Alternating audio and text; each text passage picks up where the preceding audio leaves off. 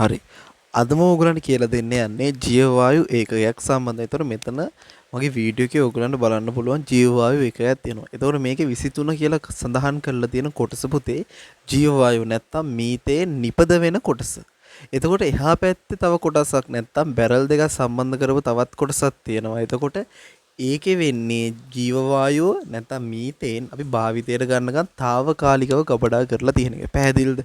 එතකොට මේ දෙකම එකට තියෙන කුටීරක් තියෙනවා. හරිද?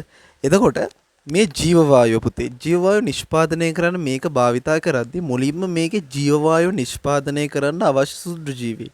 නැත්නම් අපි කියනවා නිර්වායු සුද්ධජීවීන්. මෙතනකොකුස් මෙතනොබැක්ටීරියම් වගේ සුද්ධජීවීන් මේකේ නැහැ. ආන්ගේ නිසා අපි මොකද කරන්නේ පුතේ මේකට ගොම ගෙනත් දානවා. මොනවද දාන්නේ? ගොම. ගොම සහ ජලය එකට එක අනුපාතයට යොදනවා. ඒතකොට ගොම කිලෝ එකක් ගොම ලීටරයක් දානවනම් අපි ජලයක් ලීටරයක් දානවා. පැහැදිලිද? ඊට පස්සේ ඒකේ ඉන්නවනේ නිර්වායු සුද්ධජීවීන් ගොම කියන්නේ පුතේ හරකගේ මල පහනේ. එතකොට හරක කියන්නේ වමාරාකර සතෙක්. වමාරාකර සතුන්ගේ ආහාර මාර්ගයේ ඉන්නව පුතේ නිර්වායු සුද්ධජීවීන්. එතකොට එයාගේ ගොමවලත් ඒ සුද්ධජීවීන් ඉන්නවා. එතකොට මේකට සුද්ධජීවීන් ඕනේ නිසා අපි මොනවද මුලින්ම දාන්නේ? ගොම. ගොම දාලා එතකොට මේකට කාබනික ද්‍රව්‍ය දාලා වියෝජනය කරගන්න පුළුවන්. එතකොට මේකට කාබනික ද්‍රව්‍ය දාලා වියෝජනය කරගද්දි මුලින්ම පුතේ අර එහා පැත්තේ අර මාම ඉන්න තැන උඩම තියෙන බටේ තියෙනවනේ. ඒතර මේක පිරෙන්න ආන්ගේ බටෙන් ඕෆ්ලෝ වෙනවා වියෝජනයේ වෙච්ච දේවල්. ඒවට අපි කියනවා පුතේ දියර පොහොර කියලා. ඒතකොට ඒවා පෝෂක පදාර්ථ ඉහළ පොහොර වර්ගයක්. තේරුණාද? එතකොට මේක වියෝජනයේ වෙලා පිරෙනවනේ දවසේ පුතේ. පිරුණට පස්සේ ඒ ටික ඉවත් කරන්න පුළුවන් ඔය පෙන්වන බටෙන්. පැහැදිලිද? ඒතකොට මේ බටෙන් පුළුවන් මේක වියෝජනයේ වෙච්ච දේවල් දියර පොහොර විදිහට එළියට ගන්න අපිට. අරකින් ඕෆ්ලෝ වෙනවා මේකෙන් එළියට ගන්න පුළුවන්. හරිද? එතකොට මේකට වියෝජනය සඳහා ද්‍රව්‍ය එකතු කරනකොට අපි මුලින්ම දාන්නේ මේකට කාබනික ද්‍රව්‍ය. ඒතකොට කාබනික ද්‍රව්‍ය දාද්දි පුතේ එකට එක අනුපාතයෙන් දාන්නේ. කාබනික ද්‍රව්‍ය ලීටරයක් දානවා නම් නැත්නම් අපි කොහොම හරි පරිමාවක් දානවා. ඒ පරිමාවට සමානව ජල පරිමාවක් දානවා. එතකොට මේ බටෙන් අපි ඒ කාබනික ද්‍රව්‍ය ඇතුල් කරන්න මේක ඇතුලේ දැනට හැදිලා තියෙන ජීවවායු පුතේ අර උඩ තියෙන බටෙන් එහා පැත්තේ తాවකාලිකව ගබඩා කරන එකට ගමන් කරනවා. තේරුණාද? ඒක අපිට ඔන්න උතර තියෙන ජල බුබුලෙන් බලා ගන්න පුළුවන්. හරිද? එතකොට ඒක ඇවිල්ලා මේ කුටිය තැම්පත් වෙනවා. එතකොට මේ බලන්න මේ තැම්පත් කරන එකටත් ජලය දාලා තියෙනවා. එතකොට ජලය දාලා තියෙන පුතේ මීතේන් එළියට යන එක වළක්වන්න. එහා පැත්තේ කුටීරයට ජලය දානවා පුතේ නිර්වායු තත්ත්වයක් ඇති කරගන්න. මේ කුටීරයට ජලය දාලා තියෙන පුතේ මීතේන් එළියට එන එක වළක්වන්න. තේරුණාද? එතකොට මීතේන් අර නිපදවන ටැංකියේ ඉඳන් එහා පැත්තේ ටැංකියට ගමන් කරනකොට උඩ තියෙන ජල බුබුලෙන් ඒක බලා ගන්න පුළුවන්. පැහැදිලිද? එතකොට ඕකේ ජීවවායුව පිරෙන්න ඕක ඉස්සන එක තමයි වෙන්නේ. තේරුණාද? එතකොට මේක හොඳට කම්ප්‍රෙස් කරලා තියෙන. ඒ කියන්නේ බරක් දාලා වහලා තියෙන. එතකොට ඔයගොල්ලන් දැන් අර ජල බුබුල බලන්න උතර තමයි බුබුලක් හැදෙන්නේ.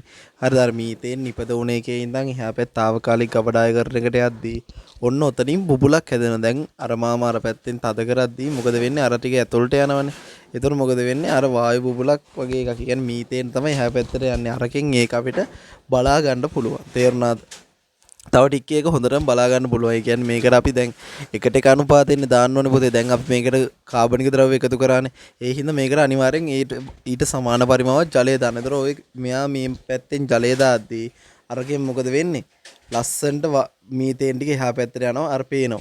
පැහැදිලිද? එතකොට අපි දන්නවා මේකෙම හැදුණු මීතේන් දැන් එහා පැත්තේ తాවකාලිකව කබඩා කරන ටැංකියට තමයි ගිහිල්ලා තියෙන්නේ. ආන්ගේ ටැංකියෙන් පුතේ උඩින් බටයක් දාලා තියෙනවා. ඒක අරන් දෙනවා මේගොල්ලෝ කෙලින්ම ලිපකට. පැහැදිලිද? එතකොට වෙන මේ ජීවවායු කුටීරයක් ගත්තාම පුතේ හරිම සරල දෙයක් තියෙනවා. ඒතර මේ සරල ක්‍රියාවලියෙන් අපිට පුළුවන් පුතේ ගෑස් නිෂ්පාදනය කරන්න. එදිනදා භාවිතයට ගෑස් නිෂ්පාදනය කරගන්න පුළුවන් වෙන්න මේ ජීවවායු ඒකකේ. පැහැදිලිද? එතකොට LP ගෑස් වලට විකල්පයක් විදිහට වෙන්න මේ ජීවවායුව භාවිතා කරන්න පුළුවන්. හරිද?